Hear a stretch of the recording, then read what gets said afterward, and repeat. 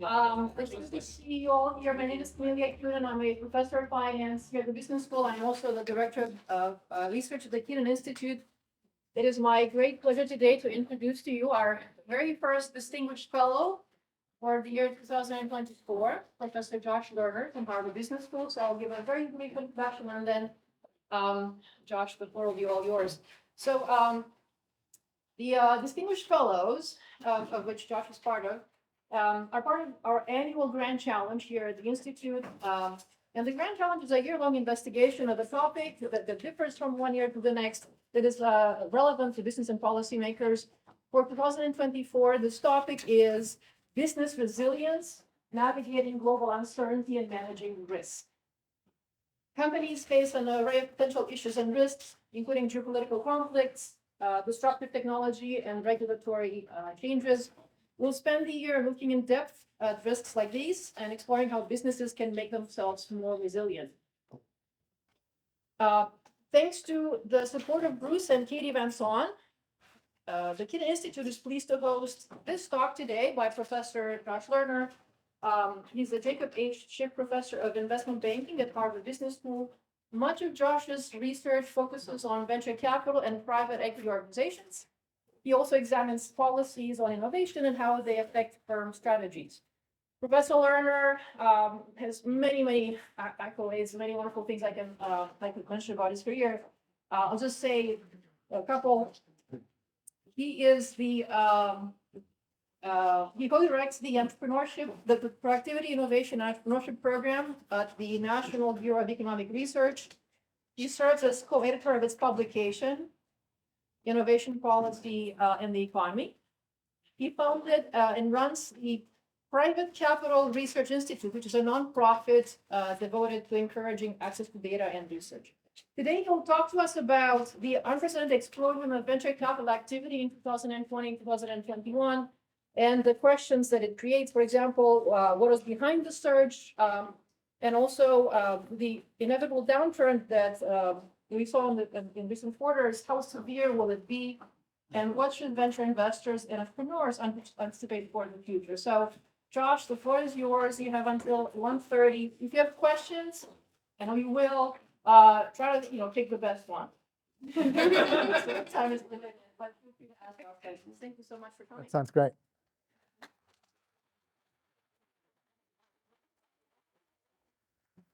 Well, thank you for the nice introduction and for the invitation here.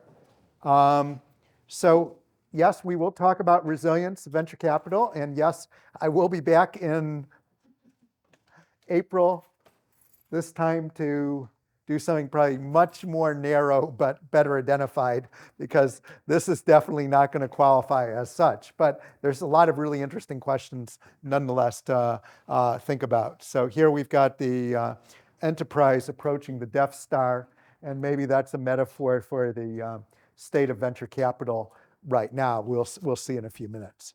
So why is it that this is something we should be interested in at all in terms of a question? Well, certainly one answer is that there's a lot of it, in the sense that this as a asset class, sort of viewed, just in that sense, has become a lot bigger than what it was. So this is investments on a global basis in hundreds of billions of real dollars, right? And we see not only has there been an upward trend, but it's been an interesting upward trend in the sense that we saw something that happened in 99 and 2000, and then we saw something that happened in 20 and 21. We also see that here we saw something pretty dramatic happen. It remains yet to be seen what's going to happen here. But certainly an enormous surge in terms of these investments, and clearly with that, the money coming into the system, which of course has largely been driven by pension funds, sovereigns, endowments, and the family offices, and the like, as well as sort of people, what sometimes people call tourists, whether it's hedge funds or other investors just deciding to go and play this game themselves. You've also seen something which is pretty interesting, which is just the changing mix of where this stuff happened. So if we go back to this period, right, this really was a US game. I mean, our tabulations are that somewhere in the order of 85% of the money going into venture capital in 2001 was in the United States.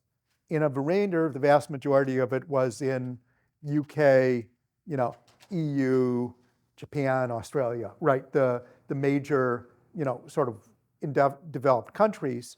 And everything else was just a tiny sliver of a few percent. And even that tiny sliver is, probably the bulk of it includes, here we just use the definition of, was it one of the, initial members of OECD for the first couple decades. So for instance, Israel isn't counted in the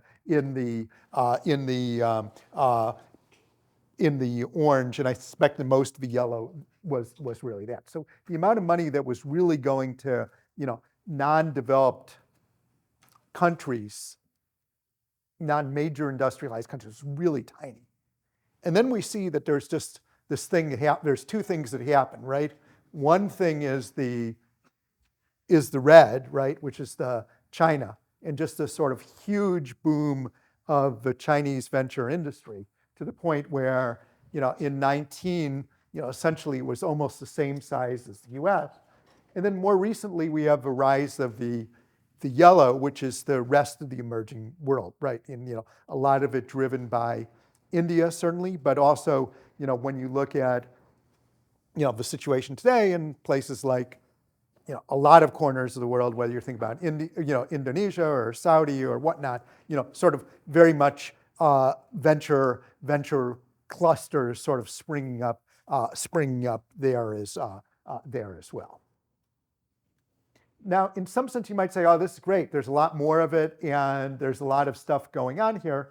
But you say, where's the issues around resilience? Well, the real question is really begged again by this picture, right? And saying, if we extrapolate from here to there, this has got a lot more way to go down, and saying exactly how healthy or how well positioned is this?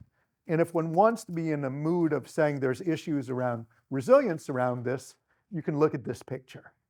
So what this does is it looks at essentially two indexes of venture activity. The one which is in the brown is essentially a post-venture index. So what they're doing is looking at publicly traded stocks that are ones which are typically venture-backed firms that have recently gone public or other things. So this is like the market valuations of a lot of this stuff, right?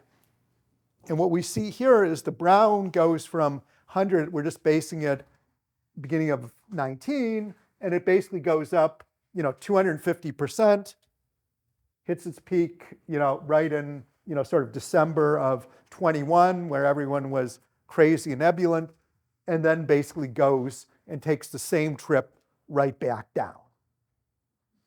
And certainly we know this is a story that a lot of the stuff that went public with great expectations in 20 and 21 ended up flopping. If you went to the HBS website, 2 years ago, there's like Rent to Runway, which a couple of our entrepreneurial MBAs had started. Great, renting dresses, great success, multi-billion-dollar valuation at the IPO.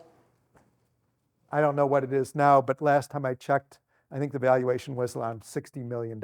Not so happy. It's no longer, I think, on our website either. Funny how that works.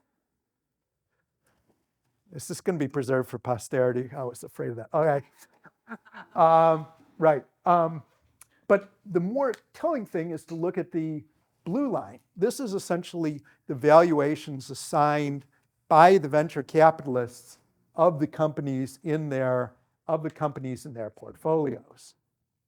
So it's only done typically quarterly, and they go through some sort of process of revaluing this stuff. But when you look at their things, this is State Street's numbers, but you can see the other guy, if you look at Refinitiv or Preqin or Burgess, it's all going to tell you the same story.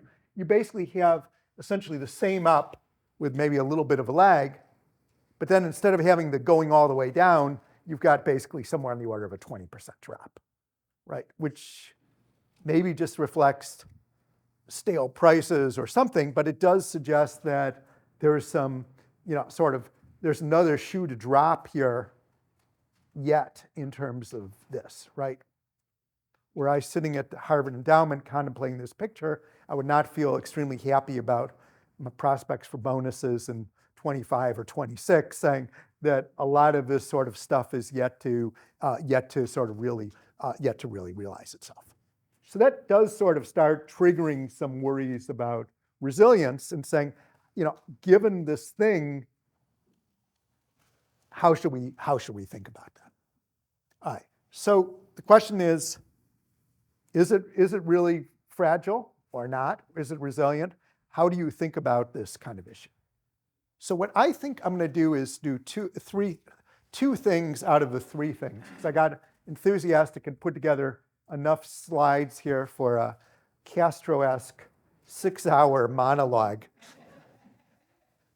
And I think if I can get through at least a big subset of the first two and then talk a little bit for a few minutes on the other, I will declare victory. Also, people should feel free to, this is a very dangerous room because there's no clock in this room.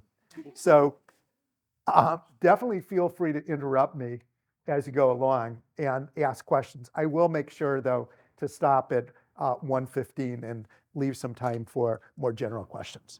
All right, so the first point I really want to make is that this stuff is not only really, it is really important, and it is something we should really care about.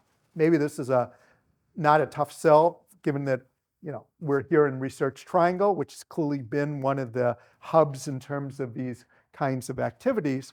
But we see lots of evidence that venture is really important for innovation. First of all, just stepping back a bit, entrepreneurship is important for innovation. And there's lots of studies that suggest this.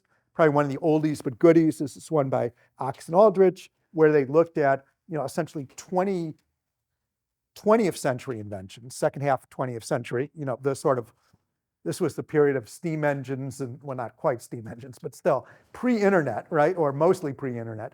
And the argument they made was that when you looked at most of these 20th century innovations, small firms were really young firms were really at the heart of driving a lot of these innovations. In a lot of cases, they ultimately ended up getting commercialized by big companies, but the entrepreneurial firms were really important in terms of generating these ideas. Moreover, it doesn't just seem to be small firms, but it seems to be small private firms. So this is my colleague Shai Bernstein's job market paper, which basically established that he basically looked at companies that filed to go public, and some of them were able to, but some of them couldn't because NASDAQ tanked or something like that. So they were involuntarily privately held.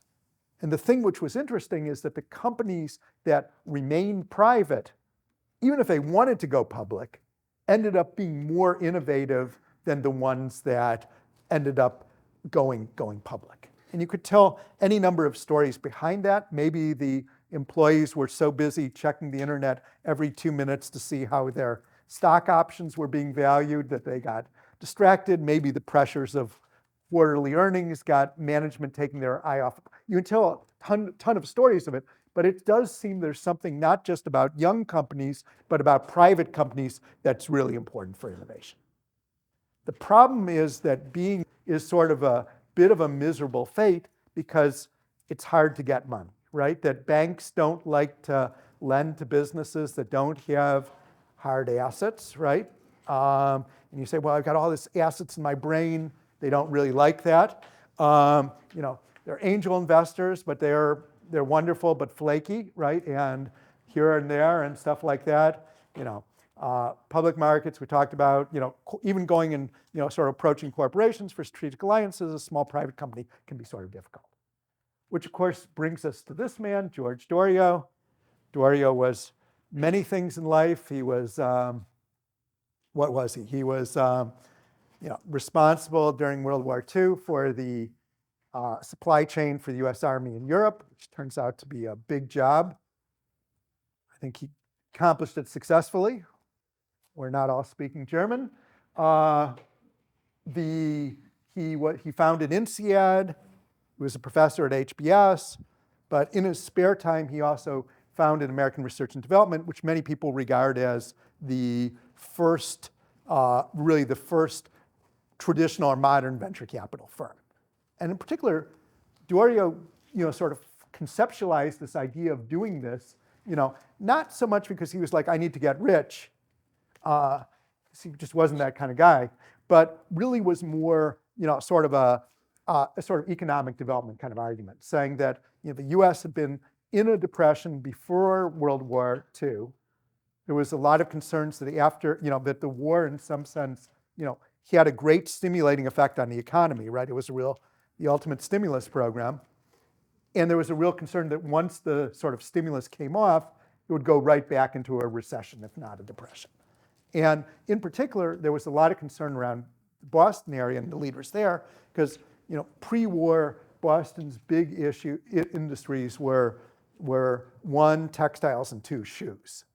Hard to believe, but that was the case. And they were already facing a lot of the pressures around deindustrialization, not going to Bangladesh, but going to, in that point, really going to South Carolina and stuff like a lot of the factories moving there. And his idea, not only his, but a number of others, was saying, there's all this great technology being made, which was developed during the war at MIT, Lincoln Lab, and all that stuff. If we can just figure out a way to sort of get these into companies, we can create a bunch of jobs and lift out the Boston area from the sort of feared recession that was going to be there. And in particular, he took it one step further, which is saying it's not enough to just simply hand out money to these little entrepreneurs. You've got to really carefully screen who's there to see who are really the ones who have commercial potential and who don't. There's a need for very intense oversight. So it's not just like a banker examining the quarterly loan statements, quarterly financial statements or something like that, but a real deep dive into it. And finally, there's this element of saying, if we can provide a stamp of approval to these companies, it's going to be easier for them to go out and do alliances and other kinds of things along those lines. And basically, D'Aurio was right, that in a lot of respects, venture has had, has been very successful. So this is one way to look at it, which is public market equivalence. So essentially the ratio of private market returns to public market returns. So a ratio of 1 means to say you did just the same in public markets than in private markets. And without sort of getting into all the nuances of PME calculations, right, you see a lot of numbers that look like 1.4, 1.5. So essentially saying, the returns from venture was 40 to 50% higher than that in the public market. So if public markets were returning 10% a year, it would say venture for much of this period was returning 14 or 15%. So big positive disparities that are there. And clearly, when you look at the sort of successes of the endowments that sort of invested heavily into venture, a lot of it was really driven by this kind of story. But beyond just simply the private returns, there was also more the sort of social returns from the venture activity. And in particular, there's been several papers that have sort of looked at this. I immodestly picked one of mine with Sam Cordum, where we tried to say, how much innovation do you get from $1 of venture capital, and comparing it to government spending or corporate R&D. And our basic bottom line is that $1 of venture capital equals $3 to $4 of corporate R&D spending. So it's incredibly high-powered money in terms of just getting a lot of bang for the buck in terms of innovation being created. More numbers along the same lines, just saying not only are you getting more patents, but the patents you're getting seem to be particularly highly influential in terms of the activity that's there. Moreover, it doesn't seem to be a function of just simply the venture characters doing stock picking, right? It's not just a matter of them, picking really good sectors to invest in. So this is another paper that Rick Townsend and Shai Bernstein did with, yes? Sorry to interrupt you. I was curious how you and your partner that worked on that paper measured innovation. Right. Right. Exactly. This one is terrible, right? We start off by just looking at patent counts. Now we try to then say, well, patents are a bad measure of innovation. Maybe people are just window dressing, right? They're just filing lots of patents to impress the venture capitalist. So what can you do? Well, you can certainly look at citations and say, are people citing these things? The answer is yes. They don't seem to be just junk patents that die there. We even go and say, let's look at trade secrets. Now you say, how can you look at trade secrets? They're secret. Well, at least what we can do is a little minor problem, right? At least we can do is say, let's go and look at litigation involving trade secrets. And it seems that these venture-backed firms are also fighting a lot about trade secrets, which suggests it's not just simply taking stuff that would have been secret anyway and sort of putting it into this area. But it's still, you might worry, saying, all right, these guys are really good at finding this stuff, but it's not really that they're causing anything there, right? This is like saying, you drive by a traffic accident and there's a personal injury lawyer handing out a business card there. There's certainly an association between traffic accidents and personal injury lawyers, but we're not thinking that the personal injury lawyers are causing the accidents, right? You have the same kind of worry we might have here. So what these guys did is they said, let's look at a situation where you have a venture capitalist, let's say in San Francisco, and they're funding a company in Boise. And there's no direct flight between San Fran and Boise. And then, so you have to change in Denver or Salt Lake or something like that. And then let's say United decides to add a San Fran to Boise flight. So perhaps not surprisingly, they get more visits of the venture capitalists to their portfolio companies, because presumably they don't like changing planes any more than anyone else.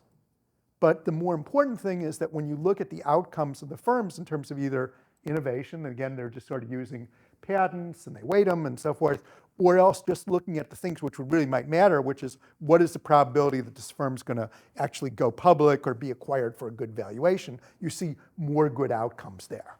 So that seems sort of very consistent with this notion that it's not just simply picking, but something that's happening afterwards to these companies. So in a way, right, it's in some sense, it's not really surprising that we've seen this sort of huge impact in terms of venture stuff on the U.S. economy.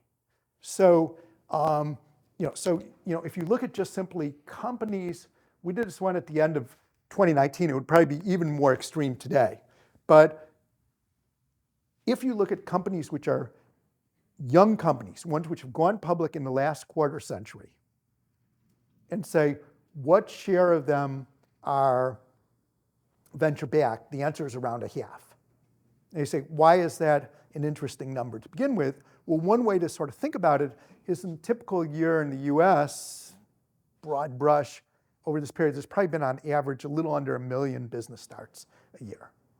And the typical kind of number is that there's usually around 3,000 companies each year getting venture capital for the first time. So it's essentially only 0.3% of the businesses which are accounting for half the companies going public. Now, of course, a lot of those businesses being started are, barber shops and car repair and other things where there's a limited amount of upside potential there. One person law firms or the like, but still that's sort of interesting. What's more interesting is this one on the right, which is again saying for these companies which are under the age of 25, who've been publicly traded for less than 25 years, what is the mix? Who's doing the R&D? And the basic answer is, essentially 90% of the R&D being done by young companies in the United States is being done by venture-backed companies, right? So in a way, it's had a hugely transformative impact in terms of the economy, which suggests this stuff is really important. And it's not surprising that when you go and look at places that have the word silicon in their name, right, from Silicon Glen and outside of Cambridge, I was just putting together this list, and sort of the furthest one I could find was Cameroon now has Silicon Mountain. And they're like, this is going to be the hub of technology here. Maybe it will be. I mean, we know there's certainly a lot of fintech going on in Africa, right? But what we see is that there are governments around the world who are, I think, motivated by this and sort of putting huge amounts of efforts in to trying to build these kind of venture type clusters. So you say, wait a second, this isn't, why are we worried about resilience at all? But I think there actually are some questions. And this is sort of where we get to the gloomy part in terms of lack of resilience. And we'll talk about a couple of different issues here that we can worry about. And in particular, the two things that I'll talk a little bit about in most length actually three things. Let me just talk about them. So one is, what is the stuff that's actually getting funded? And this quote from Peter, which is a pretty famous one, right, about 140 characters rather than flying cars, sort of gets at the essence that there's sort of this sort of vague sense that a lot of the stuff that gets funded by venture activity is in a pretty narrow band of technology. And probably when you think about a lot of the areas that are the biggest social problems, they're not necessarily getting an app to find out which bar your friends are drinking at tonight or something like that. Yet there's been this sort of tendency of venture to sort of go to these kind of areas. So this is sort of one way to look at it, again, from some of the tabulations that Raman and I did, where it's just looking at number of companies funded over time from the 80s to relatively recently, right? And you see that all the basic growth has basically been in software and web-enabled services, whether B2B stuff or B2C stuff, software as a service kind of things, right? So that's where the growth has been. And if you look at the stuff that, sometimes the VCs call tough tech, in terms of hardware, energy, communications, all that stuff, it's much flatter in terms of the activity that's there. This actually understates it because it's just looking at the number of companies. If we looked at money, it's even more skewed in terms of the money going into SaaS, consumer-oriented internet and stuff like that. And you say, why is it that, right? You say there's a lot of big problems in society which are not going to be solved by software. And why is it that the venture capitalists aren't funding them? Well, there is an explanation for this, and the explanation is that they haven't been able to make money in these areas. So this is essentially something that Sandhill Road, one of the consulting companies did, Sandhill Econometrics did, one of the consulting companies, where they tried to essentially take the portfolio of venture firms and break it up into the different kinds and then reassemble it by technology. And the basic answer that this suggests is that if you had invested in software, you would have made, just sort of putting $1 pro rata into every deal that comes along. No picking at all, but just saying if you could be at every investment committee of every venture group and just putting $1 into each deal, you would have done hugely well investing in software and internet stuff. Yes, there were a lot of duds, but the winners were so big in terms of what was there. On the other hand, when you look at the sad little green line here, this is clean tech, right? This is, you might say, socially a bit of a problem, right? There's this thing called global warming, they say, right? But when you look at the returns from this, you would have been better off just investing in treasuries. So this has been extremely high risk, low return kind of asset class. And not surprisingly, the enthusiasm for this is sort of every 15 years, people jump in and get all excited. And then 5 years later, just walk away saying there's no way to make money from this thing.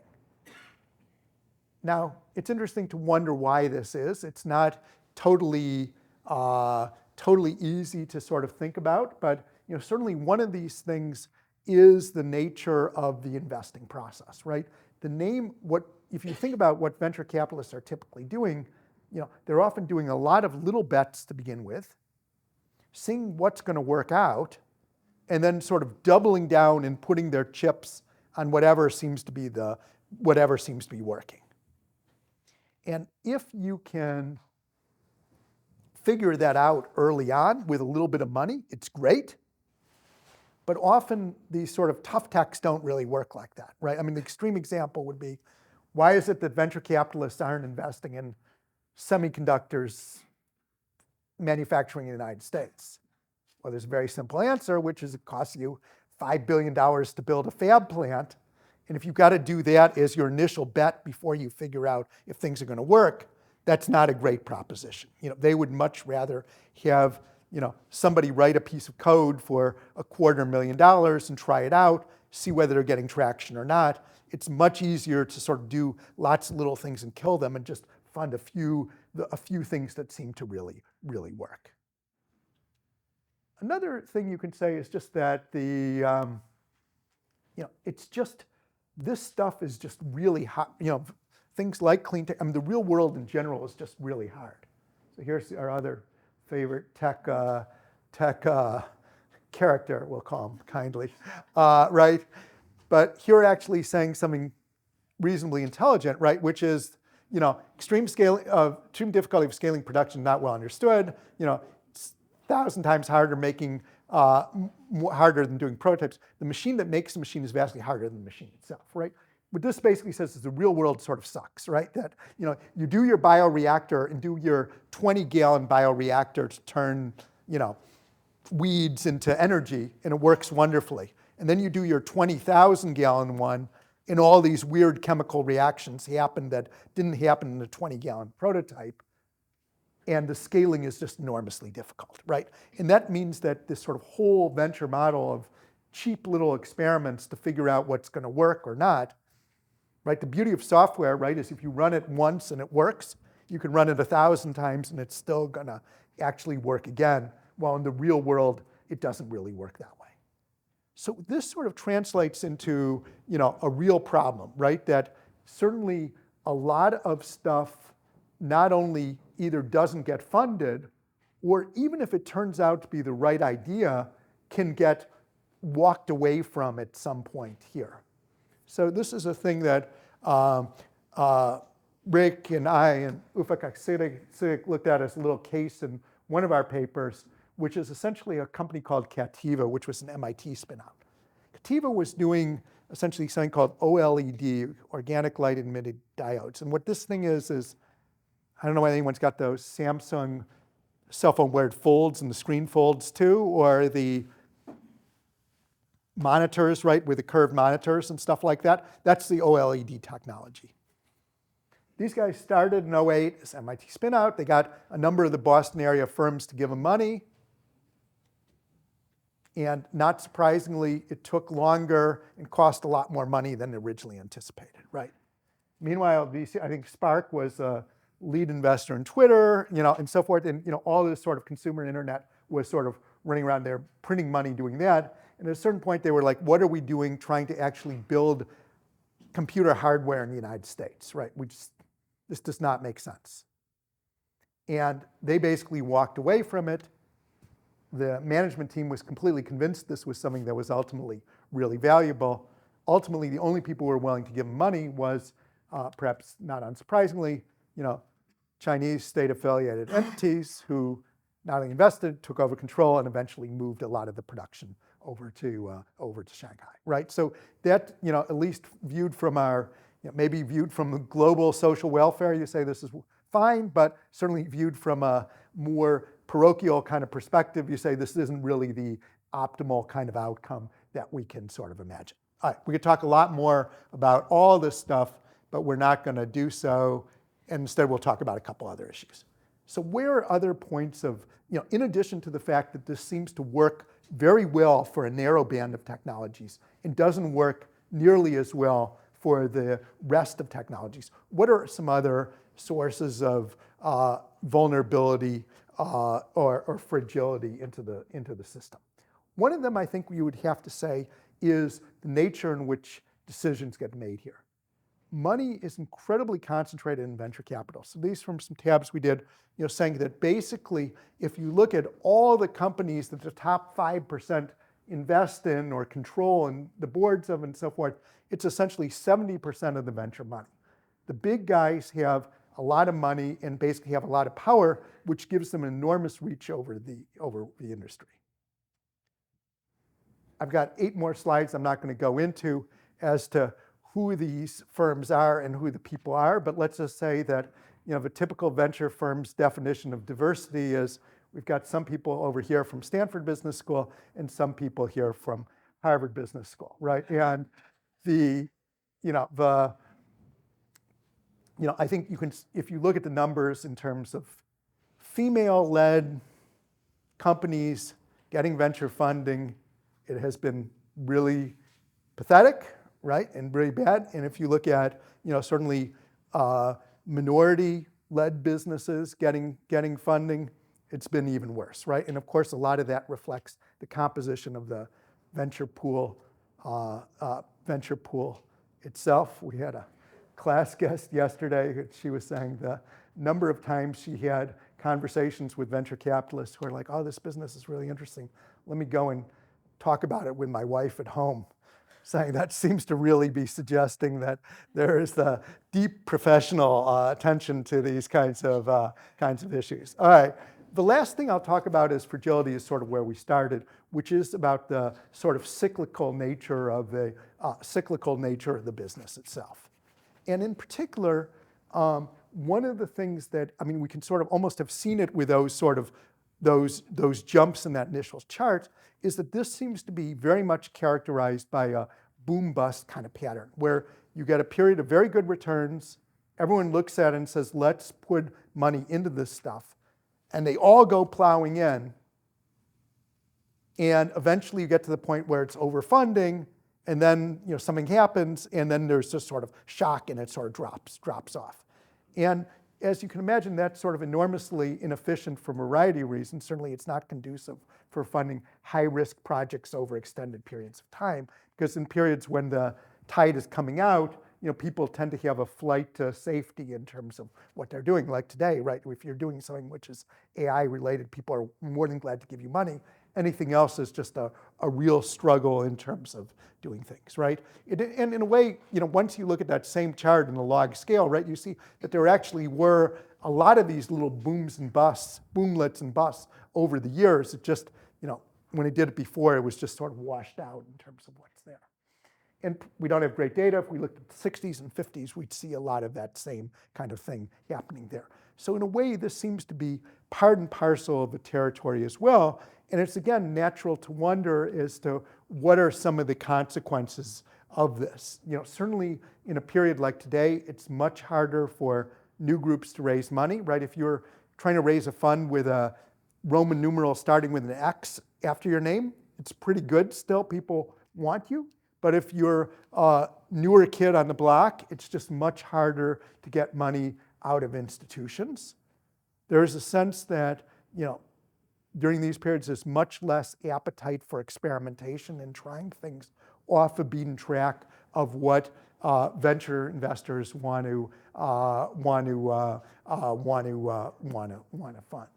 And again, you can sort of see this as, again, a source of, fragility in the system, if indeed so much of it seems to be driven by these sort of sentiment where everyone gets excited and falling in love with venture, and then sort of moves away from it. Again, it doesn't seem like a great formula for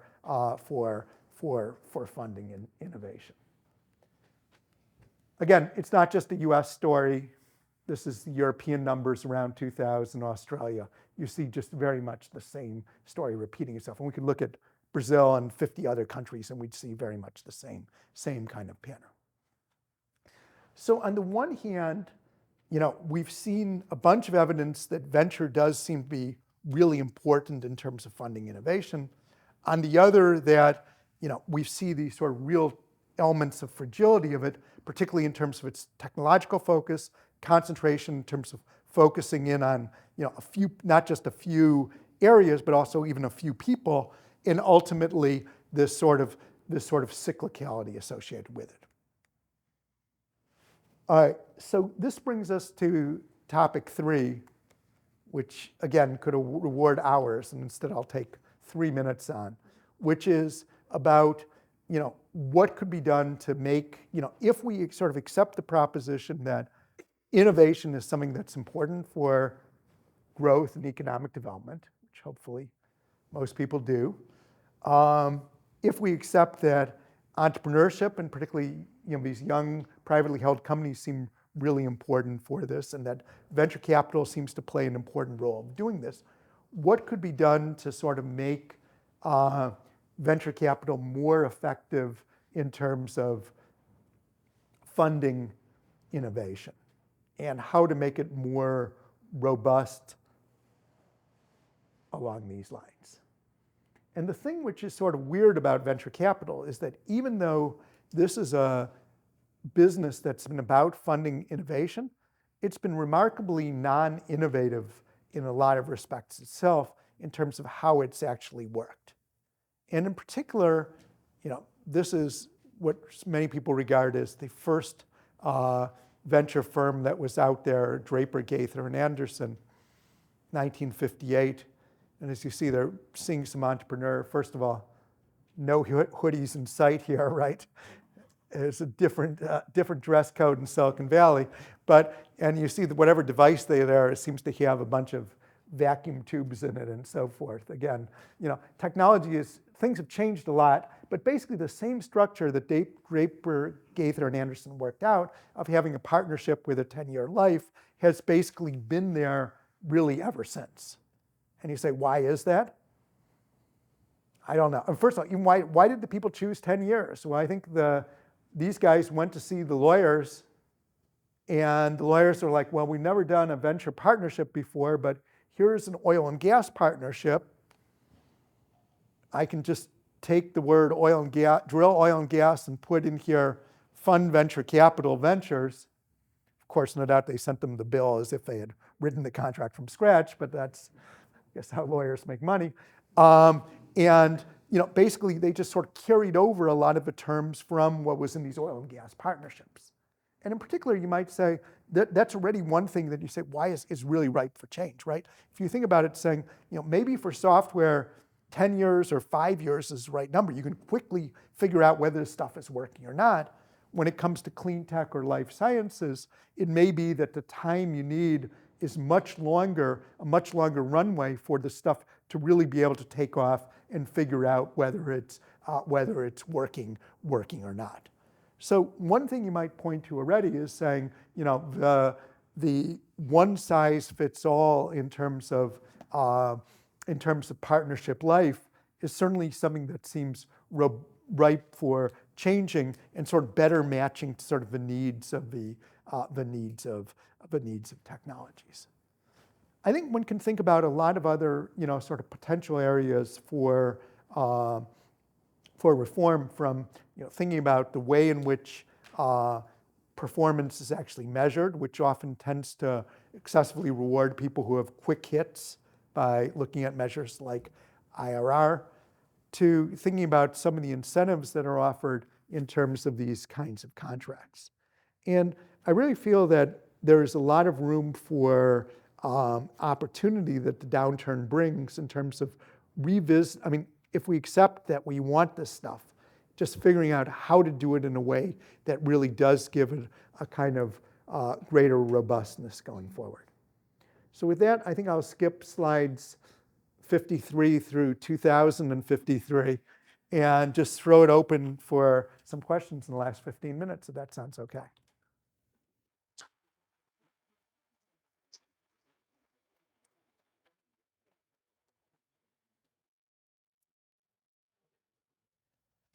Yes. What sectors or any specific companies are you most excited about? Well, that's a great question. Now, of course, if I really knew the answer to that, I would be comfortably retired on my major yacht, my large yacht, sailing somewhere around the Caribbean, rather than plowing through the snow to teach undergraduates, right? But be that as it may, So you have to sort of take everything I say with a grain of salt. I mean, to me, I mean, it seems that a lot of the most interesting areas are really on the sort of mashups of different things. In other words, you know, in other words, when one thinks about the way in which, you know, the AI stuff has come about, right? You say in a way it's interesting, but it's hard not to feel that in a lot of ways there are a huge number of issues that really have to be worked out in terms of really figuring out what its potential is. And you know, we were chatting about this the other day about when they started electrifying factories. Yeah, before that, a lot of the factories worked, they just had a big rod in the middle which went around, and they connected it with belts, the equipment. And that was sort of the way they did things, whether it was ultimately a steam engine or a water wheel or whatever powering it. That was the way. And then when electrification came in, you know, they got rid of the belts and they put electric motors in each of the things, but it didn't make a really big difference in productivity. It took another 10, 20 years for people to figure out that really you could do a lot more in terms of factories with electricity. One is you could add lights and run, instead of one shift, run 3 shifts. You could rearrange the factory, and in the old days, they put the stuff that had used the most power closest to the big circling rod because it was energy efficient, and the more tangential stuff further away. You can rearrange all that stuff to make a real, you know, sort of Henry Ford style production line. You say that's pretty easy. People in the 19th century were stupid. We're much quicker at using technologies, but it's not nearly so clear. And so on the front of AI, on the AI front, there was a really interesting National Bureau of Economic Research working paper last summer where they had done, they were looking at some sort of cancer which was relatively well-defined and so forth. And they basically did a horse race between the radiologists and the computer. And they basically concluded that the AI was better than 2/3 the radiologists. So they were saying, great. So now what we're going to do is they put the radiologists together with the AI, and they said this is going to be lights out, right? It's going to really work well. And instead, the combination of the radiologist and the AI was not only worse than the AI, it was worse than the radiologist alone. And in particular, what seemed to be happening is that, you know, the radiologists, who are obviously highly trained professionals, got, you know, sort of so sick of little big brother yapping over their shoulder that they sort of got contrarian and started going against it, even though they knew better. It basically was some sort of unconscious bias that was pushing them the other way, right? And to me, you know, when I read that, I was just thinking about the factory and the belts, right? Saying, even though, you know, we've got this stuff here and we understand that it's got potential, figuring out how you translate this into all these kinds of different sectors, whether it's an area like biotech, a more researchy oriented one, or a much more practical one, seems like a really complicated problem that probably the one thing we can say for sure is it's probably not going to be Sam Altman who figures it out, right? It's much more of a human problem than a technology problem, or some interface between the two of them that, to me at least, seems like the huge problem or challenge going forward. Now, how you turn that into an investment strategy is a whole nother question, but I'll leave that for you to figure out. Exactly, yes. Positive impact that venture capital has for startups and, you know, that bottom, the climate tech and other. Right. Right. Right. Yeah. This is really the great question. And, you know, and there are a bunch of things people are trying. The question is, you know, what really works? So what is it that people are trying? So one idea is to say a lot of this is about getting the businesses really ready for prime time, right? That, you know, there's just too big a gap between, you know, the science and something that's actually financeable. And even if people raise financing, they're starting so far behind that they need to sort of push this along.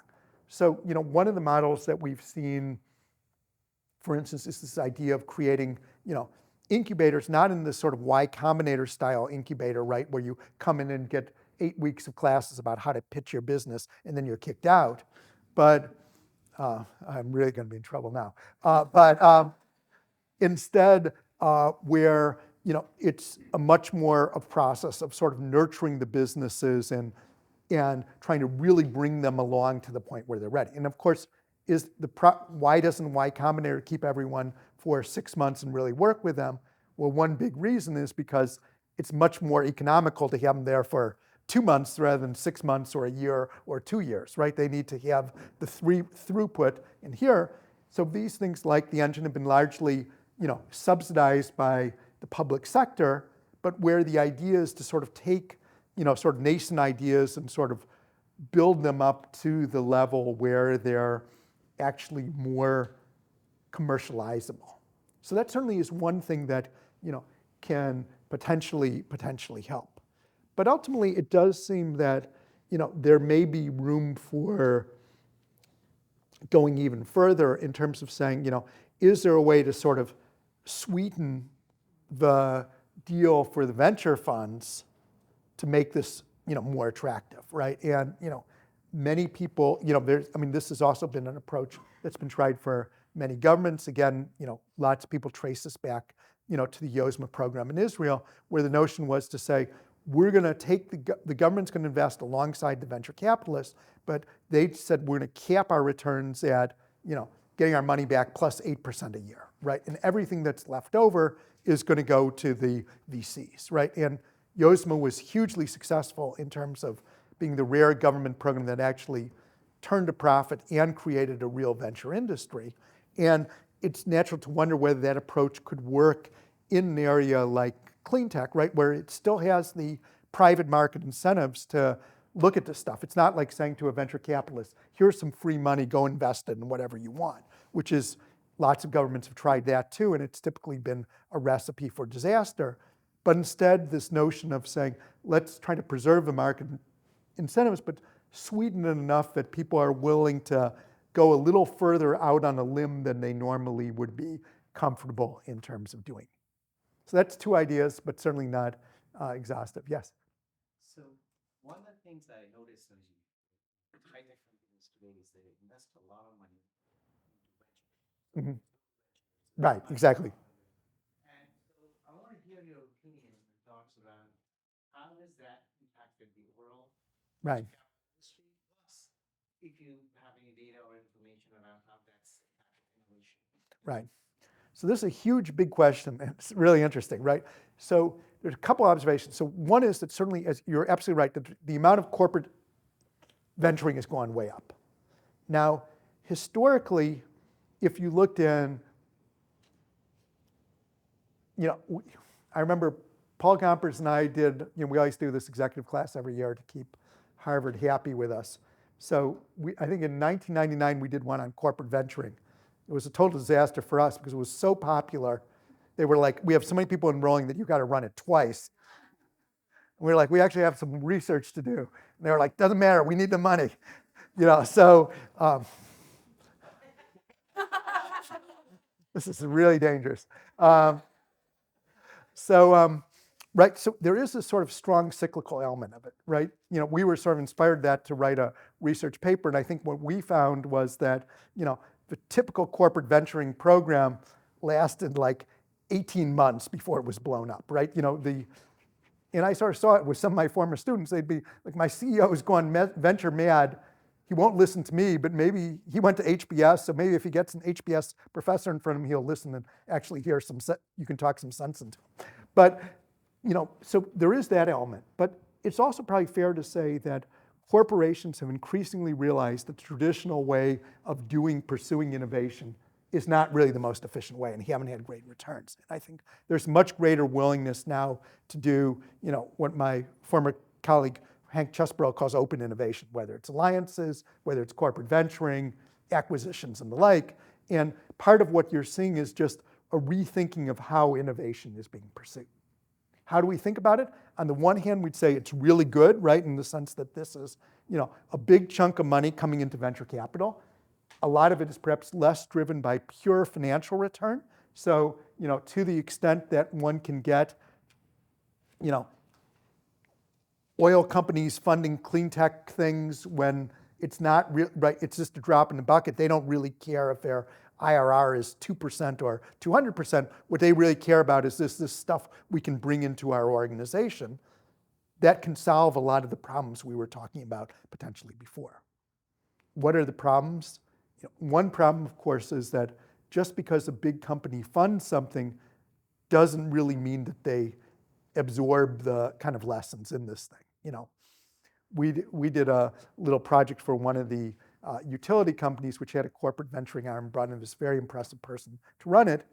And the struggle they had is that everything within the utility was, it has to be 99.99% reliable before we do anything with it, right? And of course, ventures are not 99.99% reliable, right? And it essentially, there was just this sort of huge immune response system to kill off anything that the corporate venture group was bringing forward because it just didn't fit in with the way that the organization worked.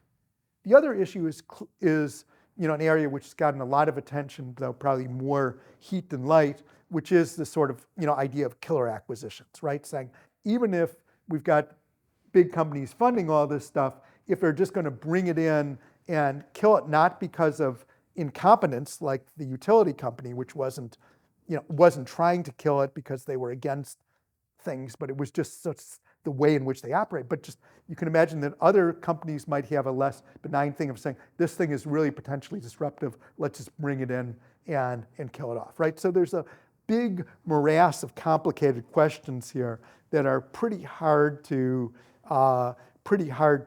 parse out in terms of exactly how this thing is going to really going to play itself out. Do we have time for another question? All right, in the back. What's your view on the ESG-based investing that's being Yeah. All right. So this is a great question. So essentially, there's been a lot of interest in obviously in the public markets. There's been this sort of huge wave of ESG kind of stuff, and unsurprisingly, it eventually sort of trickled over into the venture world as well. And there's essentially, in some sense, you can say if you have a bunch of investors, let's say you're a Dutch pension fund and you're free to do, or a family office, and you're free to do, say, I think that, clean tech is an area that even if I'm going to get lower returns, I want to invest in. I think if we think that this is something that's socially valuable, we'd say, great, right? I'm glad that you're willing to do it and take a sacrifice for yourself for the positive spillover as a result. Two of the big challenges that sort of lurk in this area, or really the main one, is really this issue around assessing what really is being done and how does it really correspond to sort of the ESG kind of principles, right? Because again, at least in the public markets, there's been a variety of efforts to try to systematize what is impact and how do you measure impact. In the private markets, it's been very, very nascent in terms of any of these measurement kind of issues. And when you look at a lot of the impact world, you have people defining their own yardsticks and basically finding that they will exceed the yardstick that they defined. Funny how that works, that when you can do that, you're a champion almost invariably. And clearly there's a lot of work still to be done in terms of really thinking about how you measure this stuff. It's obviously very hard, but how do you measure it and really evaluate groups, not just simply based on financial returns, but also on some of these broader social returns. All right, I'll stop. I could talk more. Thank you.